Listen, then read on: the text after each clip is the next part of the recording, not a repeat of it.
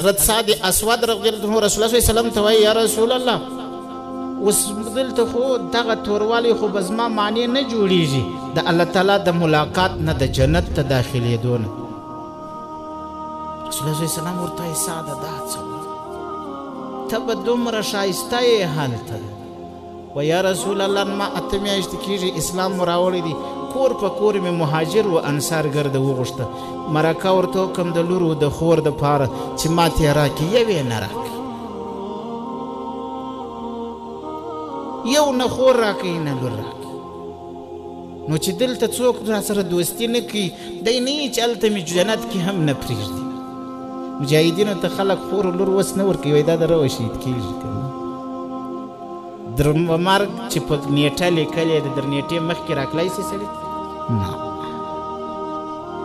نسي کېدلی یاد ساتي. حضرت سعد اسود رضی الله تعالی عنه چې دا خبر وکړه پیغمبر علیه الصلاة وسلام ورته وایي وایي سعده ولاړ سه د عمر بن وهب ثقفي چې د بنو ثقیف د قبیلې سردار دی د دې ډیره پوهه عالمه ښایسته لور ده ورته ووایي چې حضرت رسول الله صلی الله علیه وسلم ستا د لور نکاح زما سره وکړه. پیغمبر علیه السلام ته حضرت عمر ویلي وه چې یو ښه سړی راګوره زه لور ورکوم. پیغمبر علیه الصلاة وسلام حضرت سعد اسود ووست چې هلته ورغلی دروازه یې وټکول سلام یې ووایي د هغه نجلۍ پلار او مور چې ولیدي وایي داسې کس راغلی دی اوس داسې تک تور دی زموږ لور ډېره ښایسته ده ډیره پوهه ده عاقله ده د دواړو مشوره دا سوه چې نی ورکو د دی تور دی. حضرت سعد اسود رضی الله عنه چې را روان سو مایوسه سو د شا د خوا څه هغه بیبي یقیني پوه هغه نجلۍ پوه هغې مور و پلار ته وویله که دا د رسول الله فیصله وي خو زه تیاره یم د پیغمبر علیه السلام په فیصله کې خو هیڅ هم نه وایم پلاره ورسه چې وحي رانه نازلیږي د دې مخکې د دې څه د دغه وحي جواب مخکې وکړه چې ته راځي زما په حق کې یا ستا په حق کې. پلار یې ژر ژر رامنډه کړه. حضرت سعد اسود چې را رسېدی حضرت عمر بن وهب ثقفي هم پسې راورسېدی ورته وایي یا رسول الله موږ زړه ته نه لوېده چې تا را استولی دی چې ستا فیصله یې نکاح وتړه بس موږ تیار.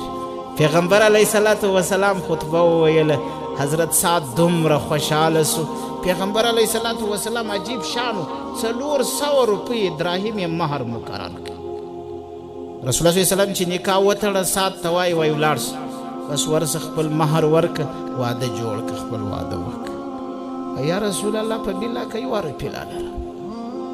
مجاهدینو روپۍ د څه طالبان روپۍ لري نه لري.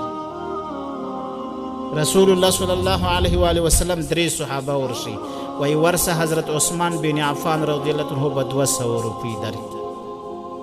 ورسه عبدالرحمن بن عوف رضی الله تعالی عنه به 200 روپۍ درکړي ورسه حضرت علی کرم الله وجهه به 200 روپۍ درکړي چې یوه ته ورغلی هغه هم در 200 زیاتې ورکړي بل هم در 200 زیات ورکړي بل هم روپۍ در 900 لا زیاتې شوې مهر خو 400 یې د روه غاړه وایسته ها نورې روپۍ ورپاته سوې رالی په بازار کې اوس خو نو کور دی یو چایبر و چاینکه په کار ده که نه یو طبخی و نغری په کار دی دا رانیسي یو نغاړکۍ و کمبله په کار ده دا رانیسي په دې اخته دی روپۍ خو شې ډېرې ورسره دي در 300 لا زیاتې ورسره دي. دلته آواز وسو ورته وایي ای خلکو حضرت رسول الله صلی الله علیه وسلم ځیم جهاد تشکیل کړي د چا سره کشۍ ورسره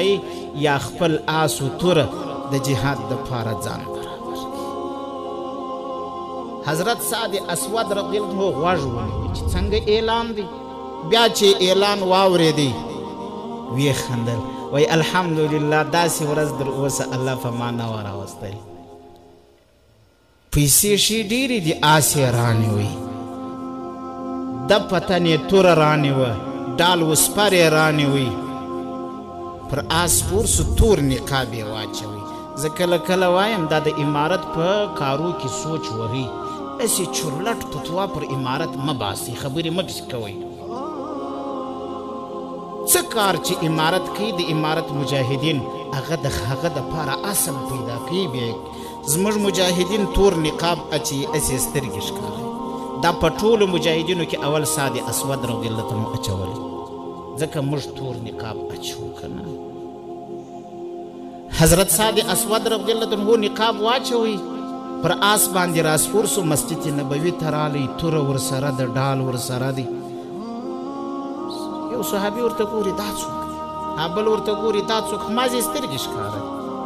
حضرت علي کرم الله وجهه وایي څه کوئ خواره کوي د سارا سره راغلی سړی یې بولم د دین د زده کولو دپاره به شاید راغلی دین به زده کوي حضرت رسول الله صلی الله علیه وسلم تشکیل روان کوي د مجاهدینو چې کله روان سو جنگ شروع سو د کفارو سره چې جنگ شروع سو حضرت سعد اسود دی توره چلی کافر یو په بل پسې غځاروي مرداروي ډېر کفار مردار سو حضرت علي کرم الله وجهه اسد الله و اسد الرسول پیغمبر علیه السلام ته راغلی ورته یې دلته یو ځوان دی نادره ښایسته جنګ کوي پیغمبر علیه الصلاة وسلام ورته یې چیرې دی ورته یې دلته دی دې وخت کې د ده دا لستوڼې راپورته سوي دي جنګ کوي حضرت رسول الله صلی الله علیه وسلم سترګې باندې ولګېدې ورغږ یې کوئ انت سعد ستا خو ما پروګرام د واده جوړ کړی و پیسې مې په چانده درته ټولې کې خدای انصافداره ته دلته راغلې د تورو مابین ته راغلی ورته وایي یا رسول الله انا سعد فداک ابي و امي زما مور و پلار دې درته قربان زه سعد یم چیرې دا غیرت برداشوي چې ته دې په سنګر کې یې زه دې په کور کې یم کیدای نشي حضرت رسول الله صلی الله علیه و آله وسلم چې دا حالت ولیدی یو کافر رالی حضرت سعد یې وواهي په توره باندې غځار سو حضرت رسول الله صلی الله علیه وسلم کښېنستی د حضرت سعد سر یې راپورته کړي په ځنګانه باندې پروت دی په خپل پټو باندې د حضرت سعد د مخ نه خاورې پاکوي حضرت رسول الله صلی الله علیه وسلم خاورې پاکوي جیني د پیغمبر علیه الصلاة وسلام د سترګو څه اوښکې راتوی سوې ویې ژړل رسول الله صلی الله علیه وسلم پیغمبر علیه الصلاة وسلام مخ واړوئ حضرت رسول الله صلی الله علیه وسلم وخندله حضرت ابو لبابه رضی الله تعالی عنه ورته وایي یا رسول الله تا وژړله وایي د حضرت سعد پر فراق مې وژړل چې زموږ د صف نه ولاړ یقینا پر مجاهدینو باندې پر شهیدانو باندې زموږ زړه ځکه خوښ سي چې زموږ د صف نه وسي ورته یا رسول الله بیا دې وخندله وایي حضرت سعد ته چې کم اعزاز الله ورکوي زما حوض ته یې ورسوئ حوض کوثر ته حضرت ابو لبابه رضی الله تعالی عنه ورته وایي یا رسول الله حوض کوثر څه دی وایي دا دونه غټ حوض دی چې د دې دغه ژي دغه طرف یې دا غاړه یې دا د یاقوتو زمرودو نه جوړه ده پر دې دومره ګیلاسونه پراته دي لکه د اسمان ستوري اوبه یې داسې خوږې دي لکه شات او داسې سپینې دي لکه شیدې څوک چې یو وارې وڅښي بیا به یې د تندې د وجې نه څښي د خوند دپاره به یې څښي دا څنډه او ژي دونه اوږده ده لکه د شام نه تر بصرا پورې حضرت رسول الله صلی الله علیه وسلم ته ابو لبابه رضی الله تعالی عنه وایي ته یا رسول الله بیا دې مخ ولې جنې واړوئ وایي حضرت سعد ته بیان حورې رازغاستې د هغه فایڅې راپورته سوې پایزیبونه خلخال یې ښکاره سو ما ته حیا ودرېده د حورو نه ځکه مې مخ واړوئ حضرت رسول الله صلی الله علیه و آله وسلم ورته وایي مرګرو ته وایي هغه ډال او هغه سپر راوړئ سپر و ډال یې راوړه د ده یو فټو دا یې راوړئ په دې کې یې وفیچل وایي دا یوسه هغه بیبي ته یې ورکه چې د حضرت سعد نکاح ما ورسره تړلې وه ورته وایه وادرتا شي بیبیانې الله سعد ته ورکړي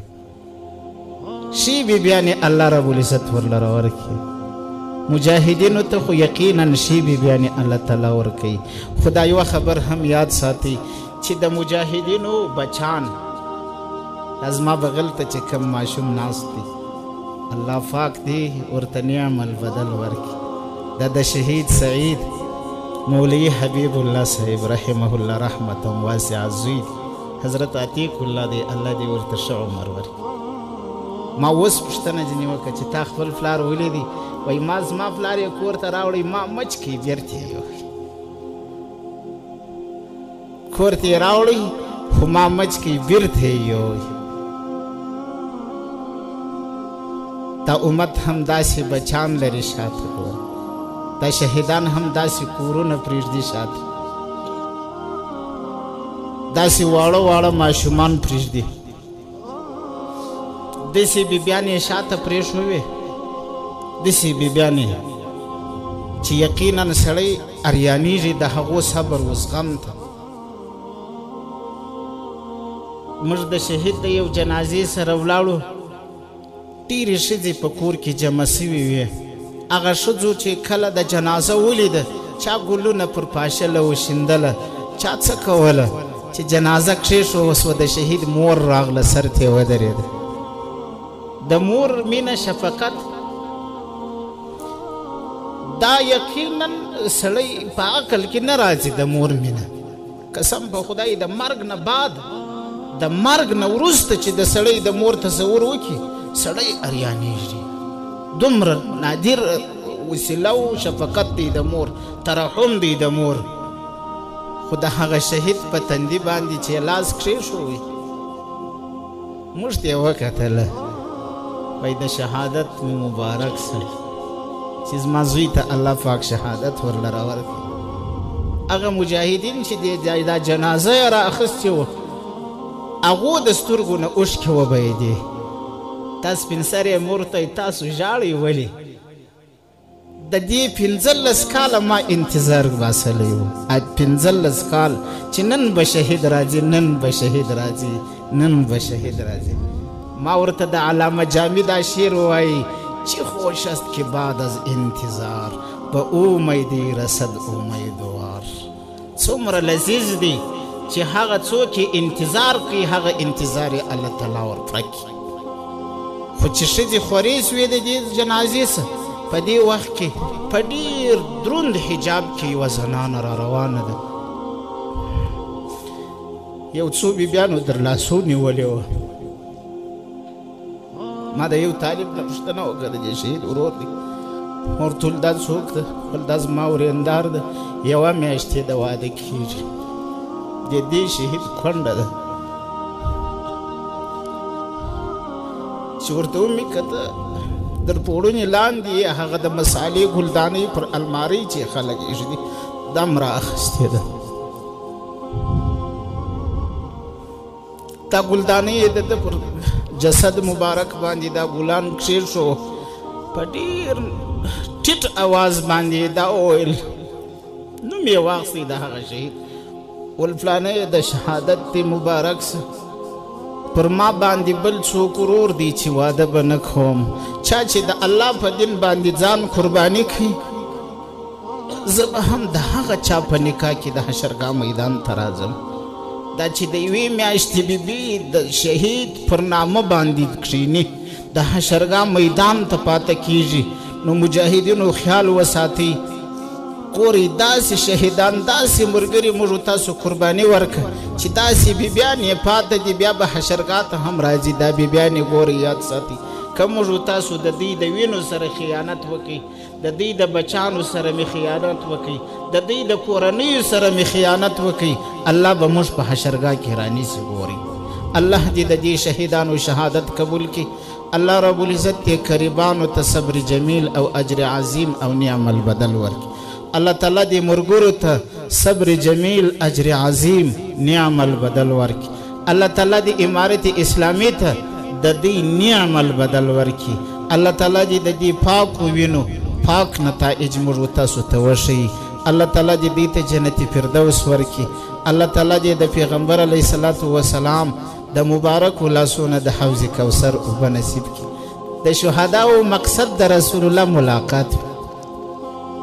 ډېر کشر طالب دی، ما پوښتنه یو ورځ ځینې کول الله ورکړي شهادت. ما ورته ویل ته دومره سرګرمي ولې کوې؟ ما ته ویل شیخ صاحب په بالله که مې رسول الله یو ګړی ایریش یو ګړی مې په بالله که ایریش چې د دې مقصد د رسول الله ملاقات دی الله دې د رسول الله صلی الله علیه وسلم ملاقات ورکړي الله دې مجاهدینو حافظ و ناصر و غاور سي الله دې مجاهدینو حفاظت وکړي الله دې مجاهدین کامیاب وکړي څونه ملګري چې شهیدان دي الله دې جنت فردوس ورکړي څونه ملګري چې زخمیان و مریضان دي الله دې شفای کامله عاجله ورکړي الله تبارک وتعالى دې موږ و تاسو زموږ و ستاسو مور و پلار د حشرګاه میدان ته په سپین مخ کې راولي الله تعالی دې مې د رسول الله د مبارکو لاسونه د حوض کوثر اوبه نصیب کړي و اخر الدعوانا